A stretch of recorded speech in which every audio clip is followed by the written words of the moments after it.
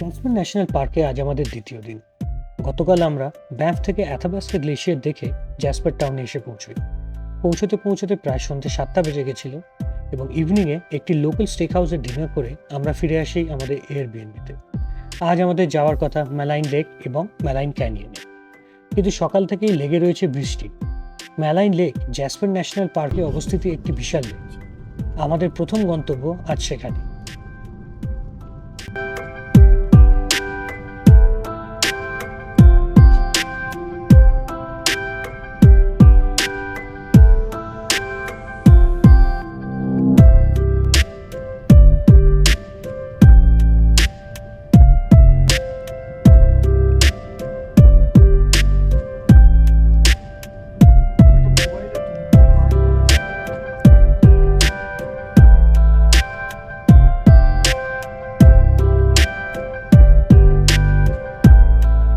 আজকে আমরা এখন ম্যালাইন লেকে, খুব বাজে ওয়েদার, চারিদিকে যা বৃষ্টি হচ্ছে, একদম বাজে ওয়েদার।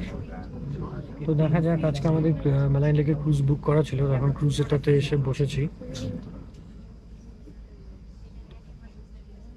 ওয়েদারটা ভালো থাকলে জলটা আরো পরিষ্কার আসতো, কিন্তু সেটা তো হচ্ছে না, বৃষ্টি পড়েই যাচ্ছে। সকাল থেকে খুব বৃষ্টি হচ্ছে জ্যাসপারে।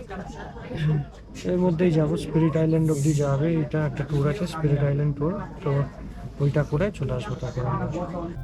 ম্যালাইন লেক বলা যেতে পারে জ্যাসপার ন্যাশনাল পার্কের one of the main attractions.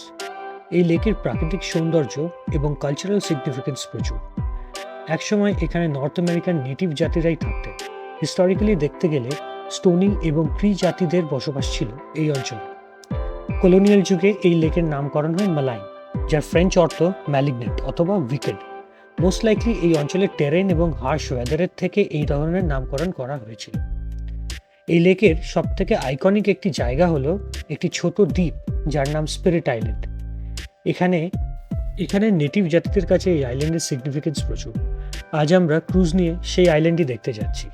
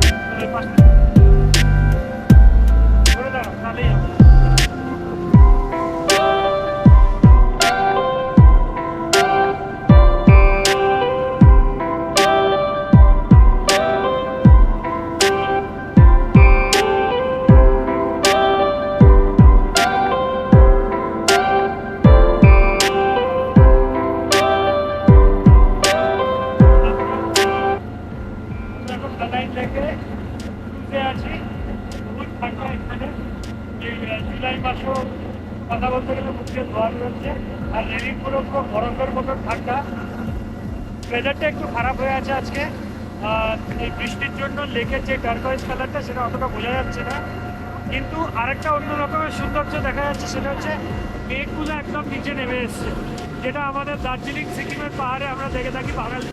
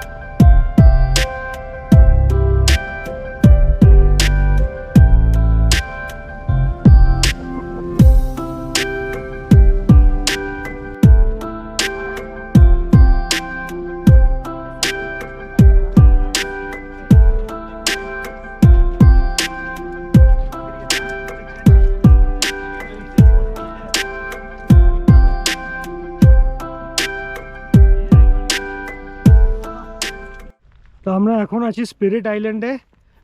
এই ক্রুজে করে আমরা এসেছিলাম, বোটটা এখন ডক করে রেখেছে। আমাদের মিনিট 15 টাইম দেওয়া আছে স্পিরিট আইল্যান্ড ঘুরে দেখার। আর এই সামনে এই ছোট্ট আইল্যান্ডটা, এটাকেই স্পিরিট আইল্যান্ড বলা হয়। খুবই আইকনিক, লেক লুইস এর মতনই জাসপারের এটা সবথেকে আইকনিক জায়গা, দ্য স্পিরিট আইল্যান্ড। এইখানের নেটিভ যারা থাকে, নেটিভ ট্রাইব যারা থাকতো, তারা এই আইল্যান্ডটার নাম স্পিরিট আইল্যান্ড দেয় তাদের কালচারের অনুযায়ী। তো অসাধারণ একটা মিস্টিক এনভায়রনমেন্ট, চারিদিকে একটা মেঘ, হালকা হালকা বৃষ্টি পড়ছে, আর তার মধ্যে পুরো গ্রিনারি, পাহাড়গুলো, পাহাড়ের পিকগুলো মেঘে ঢাকা, আর তারই মাঝখানে এই স্পিরিট আইল্যান্ডের সত্যিকারের একটা আনবিলিভেবল অ্যাটমসফিয়ার। এই জায়গাটার পুরো কোয়াইট, কোনো আওয়াজ নেই, শুধু প্রকৃতির ডাক, নেচারের আওয়াজ চারিদিকে। আর টার্কয়েজ ওয়াটার, জলটা আরও টার্কয়েজ, যেহেতু বৃষ্টির জন্য একটুখানি বুঝতে অসুবিধা হচ্ছে। একই গ্লেশিয়াল ফেড লেক এগুলো। তো আরেকবার দেখাই স্পিরিট আইল্যান্ড। সত্যিকারের এইটার প্রথম দিকে আমি টিকিট পাইনি অনলাইন, বাট ফাইনালি যখন পেলাম আমি আর দেরি করিনি এটা বুক করতে। তো এই স্পিরিট আইল্যান্ডকে গুড বাই জানিয়ে এবার আমরা এগোচ্ছি। আমাদের বোট ছাড়ারও অলমোস্ট টাইম হয়ে আসছে। তো ফিরে গিয়ে লাইন লেকের এই ক্রুজ খুবই সুন্দর লাগলো এতটা এসে। It was worth every bit of the journey.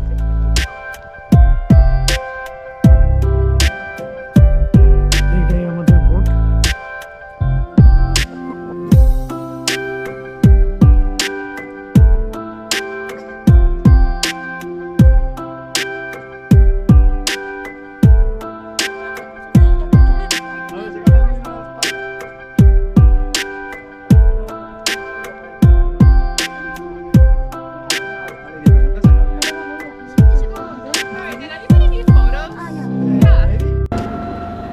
এখন আমরা স্পিরিট আইল্যান্ডে ক্রুজ কমপ্লিট করে ফিরে যাচ্ছি।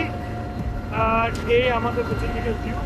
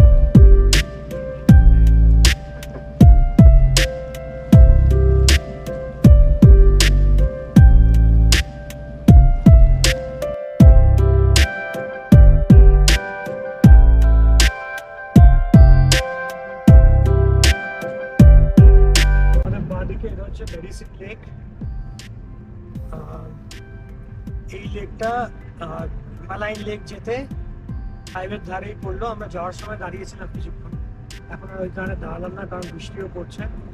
আর তবে এখানে নোটিস করার মতো হচ্ছে চারিদিকে যে গাছগুলো দেখছো ওই গাছগুলো সব কমপ্লিটলি ডিস্ট্রয়েড দেখাচ্ছে, রাইট? বিকজ এটা 2015-তে এখানে একটা ফরেস্ট ফায়ার হয়েছিল, সেই ফরেস্ট ফায়ারে এই সব জ্বলে গেছিল। আর আসলে এখানের এই পাহাড়টাও বেশ পুরনো আর এখানে জঙ্গলটাও বেশ পুরনো, তো গাছগুলো বয়স হচ্ছে, তো সেই কারণে এই জঙ্গলটার হেল্প নাকি ভালো নয়। এটাই আমাদেরকে যে আমাদের ট্যুর অপারেটর ছিল মালাইন লেকে সে বললো যে এখানে জঙ্গলের হেল্প ভালো নয়। তো এইসব জঙ্গলে অনেক সময় এই ফরেস্ট ফায়ারগুলোর খুব দরকারও হয়। যে ফরেস্ট ফায়ার হলে কি পুরোনো অসুস্থ পুরো গাছ যেগুলো সেগুলো মরে গিয়ে নতুন গাছ, আর এটাই তো নিয়ম যে নেচারে পুরোনো চলে যাবে গিয়ে আবার নতুন আসবে।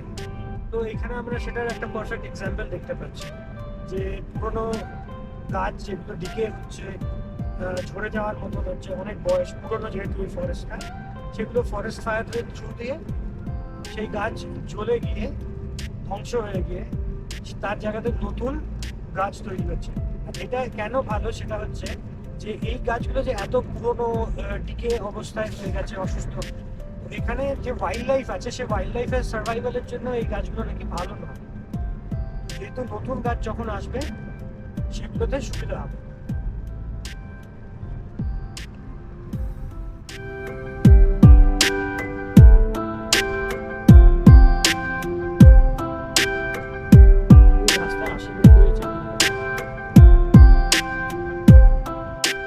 তো মেলাইন লেক থেকে 34 কিলোমিটার ড্রাইভ করে আমরা এখন চলে এসেছি মেলাইন ক্যানিয়নে। এটা মেলাইন ক্যানিয়নের ভিউ পয়েন্ট। এর বাইরেও এর চারিপাশ দিয়ে একটা বিরাট বড় লুপ আছে যেটা যারা হাইক করতে চায় তারা করে। আমরা অবভিয়াসলি ওই হাইকটা করব না, তাই আমরা ভিউ পয়েন্ট থেকে জাস্ট ভিউ দেখে নেব। এই আমাদের গাড়ি শেভরলে ম্যালিবু, এটা আমরা বাজেট থেকে রেন্টালে উঠিয়েছিলাম এভিস বাজেট দিয়ে। তো এই আমাদের সাথে এখন কালকে অবধি। ওখানে উপাসনা দাঁড়িয়ে আছে, একটু ঠান্ডা লাগছে, তো এখানে ঠান্ডা আছেও, 8 কি 10 ডিগ্রি টেম্পারেচার এখন। গরমকালে এই টেম্পারেচার, আমি তো ভেবেই ভয় লাগছে আমার শীতকালে কি অবস্থা। আমি যা শুনেছি যে এখানে -40 -50 টেম্পারেচার হয়ে যায় শীতকালে, খুবই ঠান্ডা জায়গা। তো এবার আমরা যাব মেলাইন ক্যানিয়নে। বৃষ্টি হওয়াতে চারিদিকে হালকা জল জমে আছে, একটু কাদা, বাট এটাও একটা ভালো অন্য রকমের একটা অনুভব। লাস্ট 3-4 দিন তো শুধু রোদই দেখে গেছি, আজকে বৃষ্টি হওয়াতে এটা বেশ ভালো লাগছে। এই হচ্ছে মেলাইন ক্যানিয়নের যাওয়ার রাস্তা, শুরু হলো এখান থেকে। এই ট্রেল ধরে আমরা এখন যাব 20 মিনিট।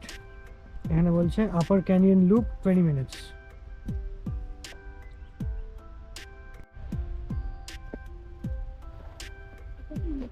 তো এখন আমরা যাচ্ছি মেলাইন ক্যানিয়নে হাঁটতে হাঁটতে। তো আসার সময় এখানে ফার্স্ট একটা সাইন দেখলাম যে বলেছে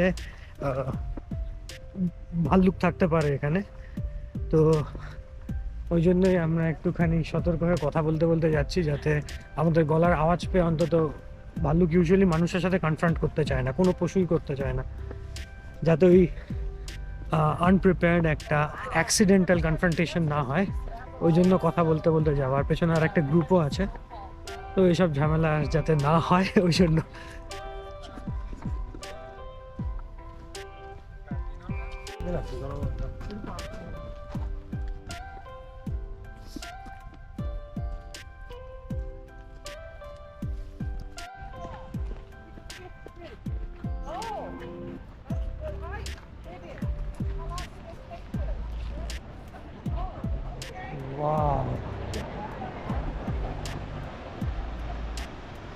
আমার মনে হয় না ভিডিওতে এটার কোনো জাস্টিফিকেশন আসছে এটা কতটা সুন্দর। বিশাল বড় একটা গর্জ, এটাই হচ্ছে মেলাইন ক্যানিয়ন।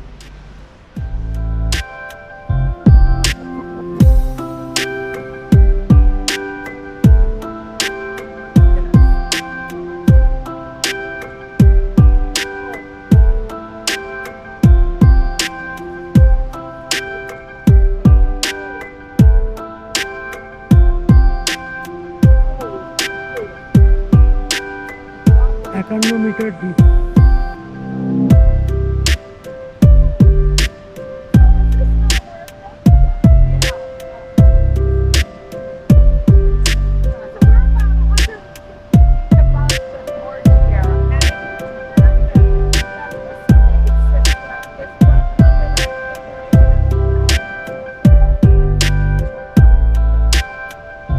তো এই গর্জটার ডেপথ হচ্ছে, এই গর্জের ডেপথ হচ্ছে 51 মিটার, যেটা হচ্ছে 150 ফুট। তো আমাদের নিচে এই গর্জ যেটা, সেটা 150 ফুট ডিপ।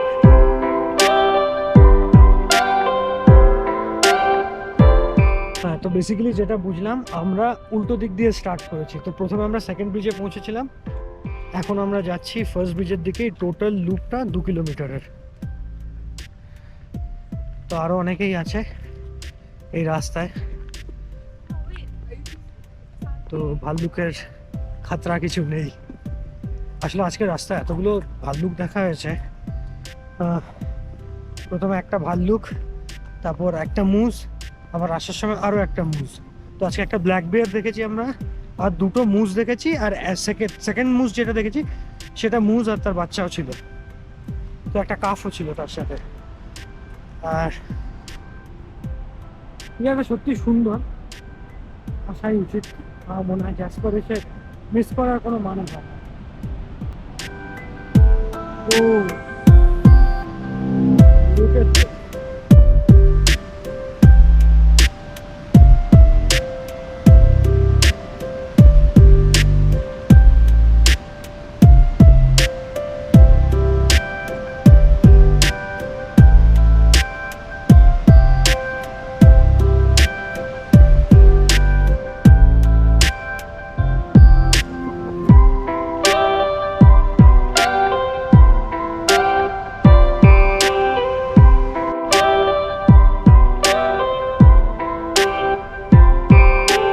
এই জায়গাটা এত সুন্দর, আমি বলে বোঝাতে পারবো না, ভিডিওতে ক্যাপচার করা অসম্ভব।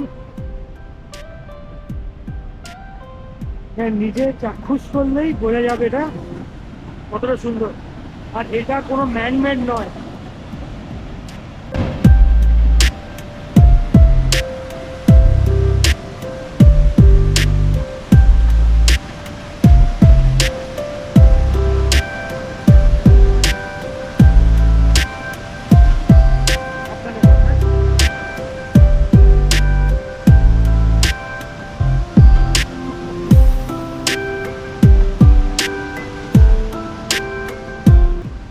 পেছনে এই যে ঝর্ণা, যে জলপ্রপাতটা হচ্ছে, এটা একদমই ম্যানমেড নয়, কমপ্লিটলি ন্যাচারাল। মানে নেচারের কি সৌন্দর্য, যে একখানা ঝর্ণা পড়ে, আর এখানে জল, এগুলো গ্লেশিয়ার আগে ছিল যেহেতু। তো এই পাথর কেটে কেটে কেটে কেটে এইগুলো ঝর্ণার জলগুলো ঠিক বয়ে যাচ্ছে এখানে, দেখলেই বোঝা যাচ্ছে পাথর কেটে কেটে। আর এখানে পুরো ন্যাচারাল মস ফর্ম হয়ে গেছে, গাছ যেগুলো ভেঙে পড়ছে তার উপরে মস শ্যাওলা হয়ে, মানে nature regrows. So that is the thing.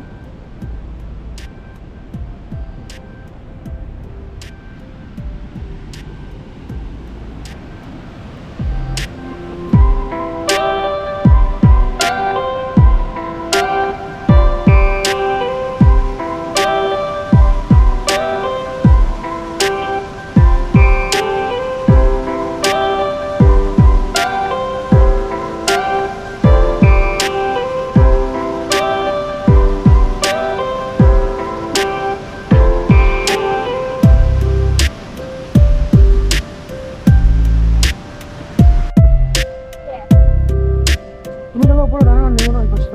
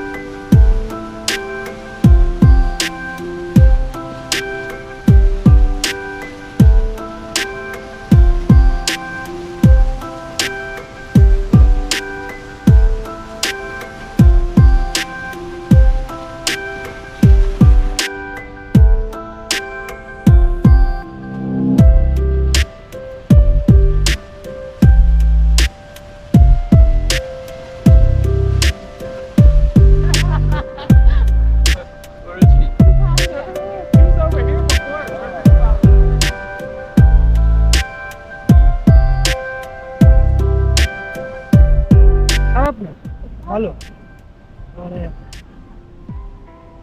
Moren lake বা অ্যাথাবাস্কা গ্লেশিয়ারের মতন নয়, বাট ভালো। হ্যাঁ, তো আমার মতে ব্যাম্ফ জ্যাসপার মিলে আমার টপ 3টে জায়গা হলো মোরেন লেক, অ্যাথাবাস্কা গ্লেশিয়ার, মালাইন লেক। দুর্দান্ত।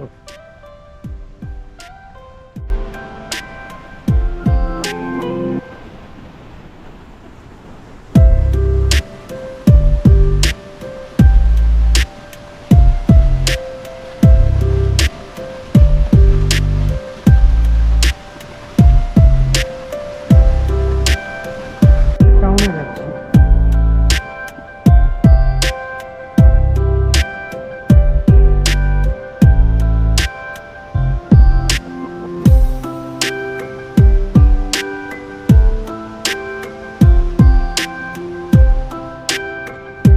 তো পেছনে এটাই মেলাইন রিভার বয়ে যাচ্ছে, আর সেই মেলাইন রিভারের স্রোতে কেটে কেটে যেটা হয়েছে, যে ন্যাচারাল রকটাকে যখন নদী যায় সেখান দিয়ে রকটা কাটতে কাটতে কাটতে কাটতে ক্যানিয়ন ফর্ম করে।